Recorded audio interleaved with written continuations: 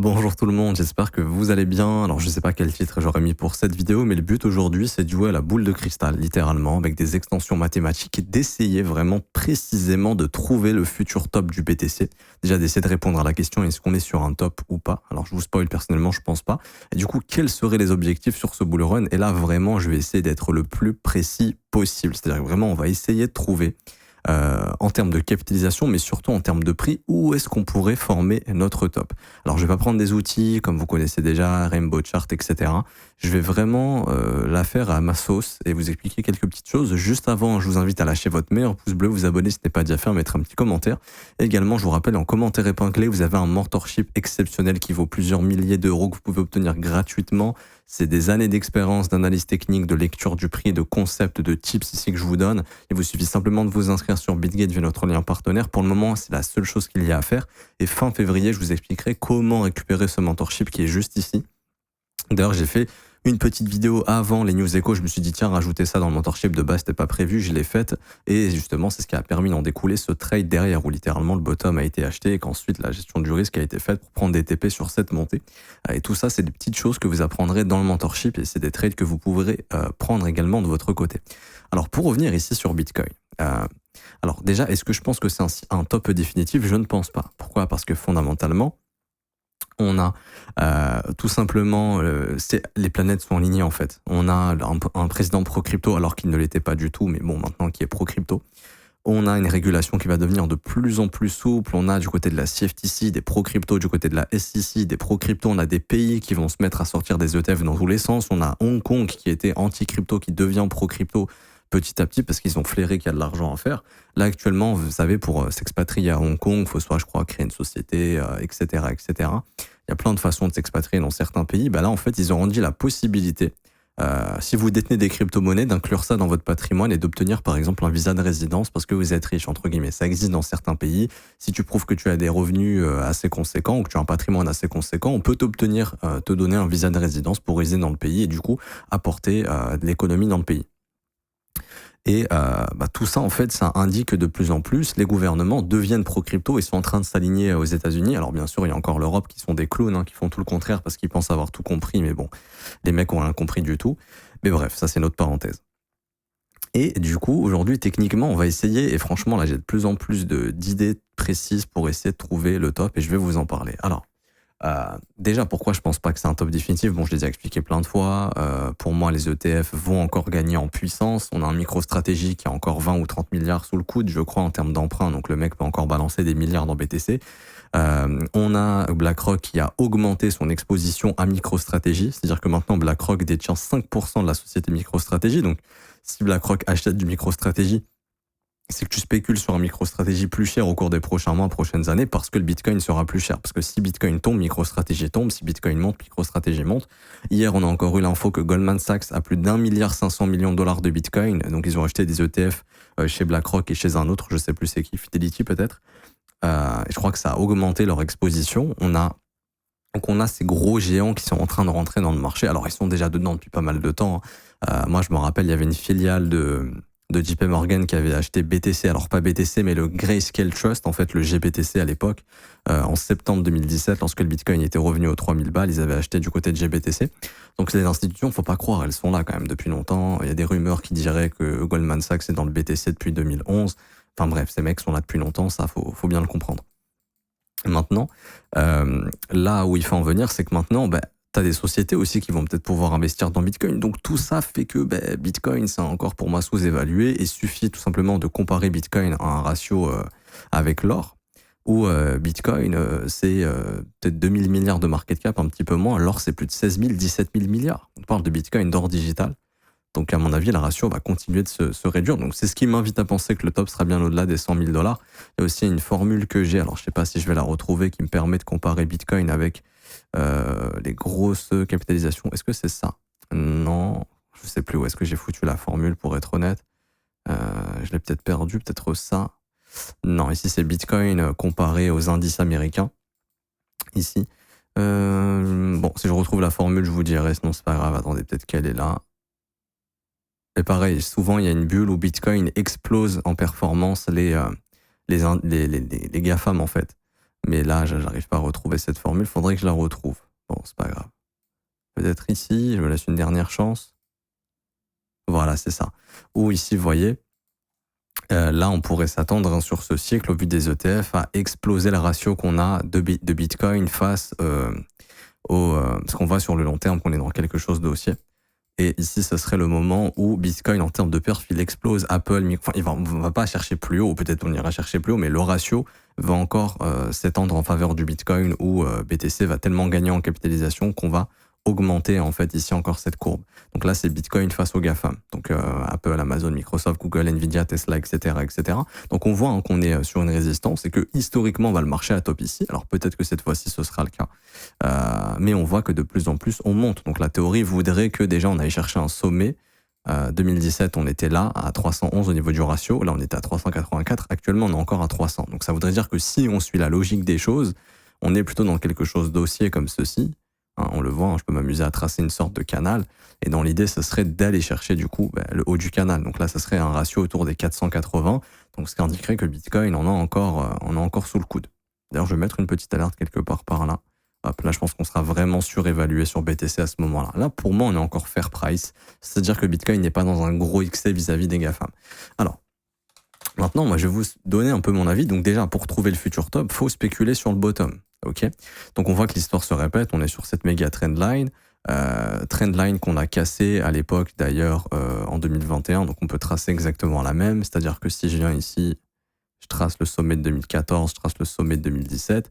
En 2021, on a fait la même chose, on a consolidé un peu et ensuite quand on a pété la trendline, c'est là où le mouvement d'euphorie est venu. Donc si l'histoire se répète, c'est-à-dire que Bitcoin par exemple, alors qu'il fasse ça ou qu'il fasse ça avant, au moment où on pètera la trendline, là il y aura en gros le mouvement d'euphorie et d'excès. Ok, potentiellement. Aussi, j'ai oublié d'en parler, mais peut-être les réserves stratégiques du côté de BTC aux États-Unis, peut-être d'autres pays qui vont s'y mettre. Donc tout ça, ça pourrait accroître la demande. On a aussi des pays qui se mettent à miner du Bitcoin. Tout ça aussi, c'est des signaux qui sont pas mal positif. Une chose à regarder aussi, c'est est-ce que le hash rate de Bitcoin continue d'exploser? Si oui, c'est une bonne chose. Et je crois qu'actuellement, le hash rate continue d'augmenter, ce qui veut dire qu'il y a de plus en plus de gens qui continuent de miner du Bitcoin. Malgré que le Bitcoin chute un petit peu en ce moment, vous voyez, le hash rate fait encore des sommets. Donc il y a de plus en plus de mineurs qui viennent brancher des machines ou des machines de plus en plus puissantes qui font monter le taux de hash. Mais en tout cas, quoi qu'il arrive, c'est positif. Alors, je vais clean tout ça. Et je vais vous expliquer quelques petites choses. Alors, si on part du principe que BTC peut refaire un retour sur son premier arrêt, c'est-à-dire les 38,2, et moi je vais partir de ce principe-là, j'ai l'impression que c'est une chose qui peut arriver. Vous voyez ici, vous prenez ce top, enfin vous prenez ce bottom, ce top, on est venu à 38,2, vous prenez ce bottom, ce top, on est venu à 38,2, il y a souvent El Famoso retour sur les 38,2. La question, c'est si on le fait sur ce cycle, sur ce mouvement ici, l'histoire se répéterait dans le sens où on avait comblé tout le fair value gap mensuel et on était venu chercher du coup les 38,2. Vous voyez, là, je vous ai tracé tout le fair value gap, on est venu tout combler, 38,2, bam, on est reparti. Si l'histoire se répète, c'est-à-dire que Bitcoin peut venir faire la même chose, combler tout son fair value gap mensuel et venir chercher les 38,2, donc autour des 73 000, 74 000. Alors, je sais que si on fait ça, il y en a plein qui vont se dire, non, mais c'est pas possible, les altcoins vont se faire éclater, machin.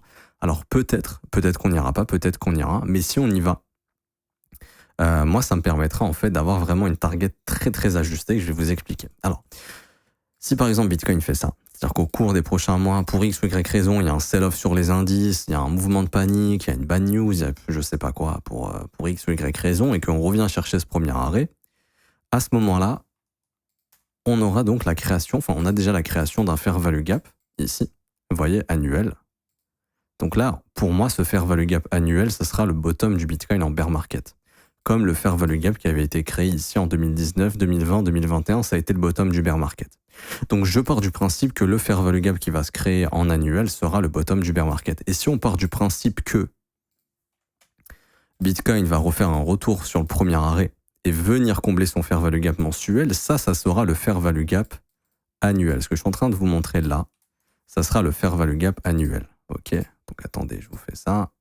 Tac. Comme ceci, voilà. Donc, on a juste en fait à prendre le bottom, ici, et à se dire qu'à chaque fois que Bitcoin fait un bear market, il fait quoi? Je vous montre rapidement.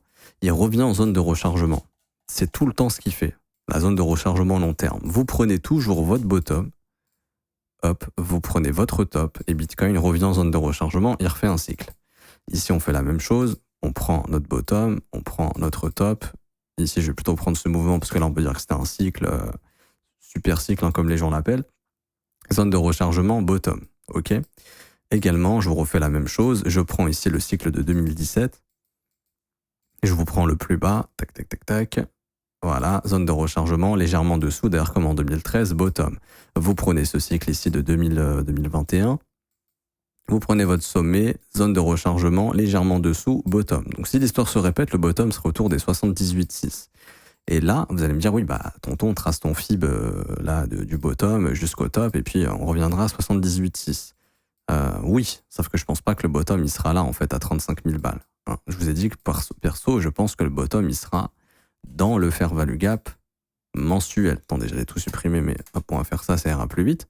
Donc, et si on revient aux 73 000 et 74 000 pour venir chercher le premier arrêt, comme ça a été fait plusieurs fois sur ce cycle, et c'est la même pattern à chaque fois, on revient, on comble le fair value gap mensuel en venant chercher le premier arrêt, comme ici, hein, hop, regardez, tac, tac, tac, on a comblé le fair value gap mensuel, on vient chercher le premier arrêt, boum, on fait de nouveaux sommets, c'est ce que fait Bitcoin. Alors, je pourrais pas vous expliquer pourquoi. Ça a été fait une fois, deux fois. Alors, comme on dit jamais 203, donc peut-être qu'on n'aura jamais 203. Et du coup, ici, ça nous donnerait ça le fair value gap. Ça voudrait dire que le bottom du bear market serait entre les 44 000 et les 73 000. Et du coup, vu que le bottom, il est souvent au niveau des 78,6, ok, c'est-à-dire que tout simplement, je prends le bottom ici de 2022, qui est le bottom du bear market actuel, enfin du bear market précédent, et je vais tout simplement tracer un fib, ok. Et grosso modo, ce que je veux, c'est que la zone de rechargement, ce soit le fair value gap. Et donc déjà ici, on peut voir que si jamais on vient combler tout le fair value gap annuel, ou en tout cas quasiment tout le fair value gap, et qu'on vient chercher les 78,6, notre bottom serait dans la zone de rechargement, qui serait le fair value gap annuel. Je vous retrace rapidement. Hop, le fair value gap annuel, qui serait cette zone. Je vais le mettre en bleu, ça se verra mieux. Tac. À ce moment-là, le bottom sera entre 73 000 et 45 000 et ça sera dans la zone de rechargement. Et souvent, Bitcoin retrace à 78,6. Alors peut-être qu'avec les ETF, ce sera différent autre, mais c'est souvent ce qui arrive. Du coup, ça voudrait dire que le bottom, enfin le top de ce cycle serait potentiellement autour des 168 000 $. On peut ajuster un peu. Si c'est un peu plus bas, par exemple, ce serait autour des 155 000. Mais là, vous voyez que si je prends le top actuel, si on va à 78,6, ici, on ira sous le fair value gap annuel. L'idée, c'est de se dire que le bottom va être dans ce fair value gap annuel. Ok ? Et on pourrait également se dire quoi ? Se dire que le bottom, il sera où ? Il sera sous ce support qui s'est formé en mode panique. Sous cette sell side liquidity. Ici. Hop. Sous les 49 500. Du coup, en tout cas, moi, je pense que si on a un bear market, il y aura, si tu veux faire paniquer tout le monde, tu reviens sous le support des 50 et là, tout le monde dira qu'on va à 30 000, etc., alors que ce sera probablement le bottom. Et du coup, si on veut faire correspondre ce niveau autour des 78,6 ou légèrement dessous, si l'histoire se répète, on bottom toujours au 78,6 ou légèrement dessous, et ça, c'est ce qui s'est passé historiquement. Là, on peut encore affiner notre target en se disant, ok, le top peut être entre 160 et 185 000 $. Et tous les modèles pointent vers cette zone. Alors, est-ce qu'on ira chercher cette zone? Je n'en sais rien. Est-ce que, encore une fois, là, je spécule sur le fait que le bottom, pour moi, soit sous les 49 500 et que ce soit, du coup, légèrement en dessous des 78,6. Donc, ça nous donne une target entre 160 à peu près et 185 000. Alors, on peut noter des targets. Il y a des fonds qui parlent de 220 000. Il y a BlackRock, le CEO, qui a annoncé les 700. Bon, tout ça, déjà, c'est des targets où on n'ira probablement pas. En fait, il faut bien comprendre que toutes les institutions, quand elles sortent des chiffres, c'est pour vendre avant. Par exemple, moi, je me souviens ici, JP Morgan a annoncé le Bitcoin à 120 000 quand on était à 60. Bah, c'est le top, il était à 70 quasiment. Il y avait des fonds qui annonçaient 80, 100, 110, 120. Bah, tous les fonds, en fait, à chaque fois, ils annoncent des objectifs pour vendre avant. Mais pour motiver les gens à acheter en se disant, par exemple, le mec, il t'annonce 300 000, le BTC, il est à 170 000, tu te dis, ok, j'achète, parce que ça va monter à 300, toute la terre entière dit que ça va à 300, donc ça va à 300. Les gens savent pas en fait. Les gens écoutent beaucoup les médias ou les fonds d'investissement, etc. en se disant ok, tout le monde dit que ça va à 300, c'est l'euphorie. Mon pote il a investi à 140, il est déjà en profit, machin. Moi je rentre à 170, ça va à 300, je vends et je ferai quasiment 1 x 2. Et je pense qu'à un moment donné il y aura cette vague d'euphorie. Sauf que eux, s'ils annoncent 220, 250, 300, 350, 700, machin, c'est qu'on va top plus bas que ça. Ok. Et du coup là, selon ce modèle ici. Alors, pour valider ce modèle, il faudrait du coup avoir un retour sur le premier arrêt, ce qui nous permettra d'affiner le fair value gap annuel, qui pour moi sera le bottom en bear market, comme ici. Hein. Fair value gap annuel, ça a été notre bottom. Je vois franchement que cette zone qui peut être un bottom en cas de bear market. Sinon, si on a top ici, bon bah en fait ça voudrait dire qu'on ira fil, hein, c'est fair value gap entre 37 et 27 000 autour des prix d'approbation, enfin autour des prix où BlackRock a fait sa demande d'ETF pour Bitcoin. Hein. Mais pourquoi ça, pour moi, ça fait pas sens? Parce que ici, les ETF sont rentrés en masse ici. Les ETF sont rentrés en masse ici. Donc pour moi, il n'y a pas d'intérêt à venir sous ces niveaux en fait, tout simplement. Maintenant, ok, maintenant. Parce que les gars sont rentrés massivement là et sont rentrés massivement là. Donc pour moi, ces mecs veulent distribuer plus haut, tout simplement, pour faire de la plus-value, tout naturellement. Et en bear market, une fois que tu as distribué ce que tu as acheté, bah, tu t'en fous de racheter les mêmes zones. Si le bottom il sera sous les 50, il sera sous les 50. Ok. L'idée pour eux, ça va être de racheter la baisse et de revendre la future hausse. Parce que bah, Bitcoin continuera de s'apprécier sur du long terme, parce que les monnaies se dévaluent continuellement et les marchés boursiers continuent de monter tant que ça restera, tant que le système restera ainsi et tant que la Fed sera là pour sauver tout le monde. Ce qui risque pas de changer, surtout avec Trump aux manettes. Donc voilà un petit peu. Donc là, ça donnerait vraiment un objectif franchement réaliste hein, pour moi. Vraiment. Alors je sais que l'objectif, il a un peu gros, mais franchement, entre 155 000 et je dirais 180. Et si bah en fait, si par exemple le marché va juste, et je vous donne une alternative, si jamais le marché va juste bottom à l'entrée du fair value gap annuel, si on a retracé à 73 000, à ce moment-là, ça nous donnera peut-être une target même à 280, 250, mais je pense pas. Je pense vraiment que là, il y a vraiment un bel objectif, franchement, ici je vous dis la vérité, pour moi, vraiment très très bon objectif. Quand je vois ça, je me dis franchement entre 180 et 160, c'est très très bien. Donc si je devais spéculer sur un top avec ces modèles ici, ça serait entre 160 et 180. Et je pense que c'est assez accurate. Si le retour premier arrêt se valide, là vraiment on aura la zone où on aura d'extrêmes probabilités de bottom en bear market. Et donc sachant qu'on revient toujours en zone de rechargement, bah ça donnera cette zone. Et c'est ça dont je voulais vous parler aujourd'hui, tout simplement. Et je vous avais expliqué aussi que l'halving de 2028 fera que le prix de production du Bitcoin sera assez élevé. Ce qui fait que ça m'étonnerait qu'on top ici, puisque c'est déjà quasiment les futurs prix de production post-halving. Et très souvent, le Bitcoin va, au cycle précédent, faire un excès bien au-delà du futur prix de production.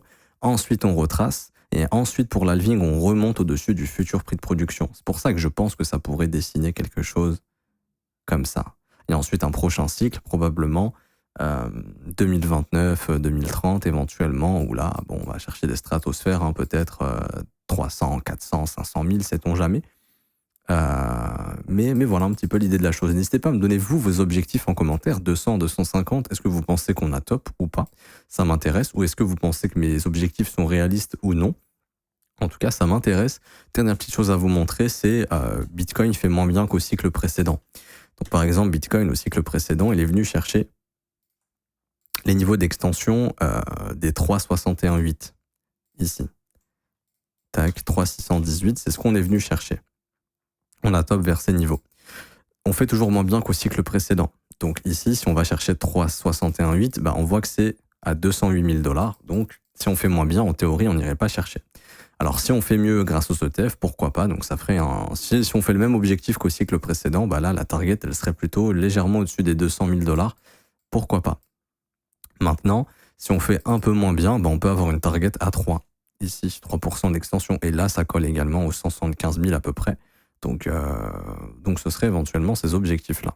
En tout cas, je m'arrête ici pour aujourd'hui. J'espère que ça vous aura plu. N'hésitez pas à bombarder les pouces bleus, les commentaires et à vous abonner si ce n'est pas déjà fait. Merci à ceux qui jouent le jeu. Je vous rappelle, commentaires épinglés, copy trading, formation gratuite, mentorship, copy trading rentable et 100% gratuit. Il y a tous les résultats dans le Discord à chaque fois. On ne vous vend pas du rêve. Ici, par exemple, on a débuté cette stratégie avec 500 $. On a eu un léger drawdown et puis là, on s'approche tout doucement des 550.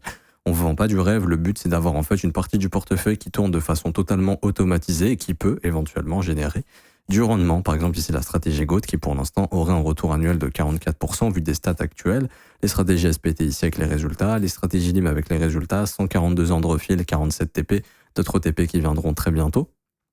Pour nous rejoindre comme d'hab, premier lien en commentaire épinglé, vous vous inscrivez sur Bitget via notre lien partenaire. Ensuite, vous avez juste à cliquer sur rejoindre copy trading, configurer le copy trading. Vous suivez les étapes, c'est des petits tutoriels qui vous permettront de configurer la plateforme de copy trading sur votre compte qui est juste ici. Et vous avez aussi l'école si vous voulez vous former à mes côtés du lundi au vendredi. C'est 49 € par mois, c'est sans engagement.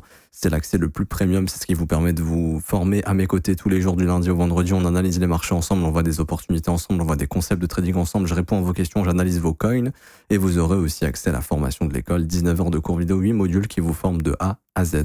En tout cas, vous êtes les bienvenus. Vous avez même ici les témoignages des membres sur cette page. Bonne journée à tous, on se retrouve très bientôt. Ciao, ciao.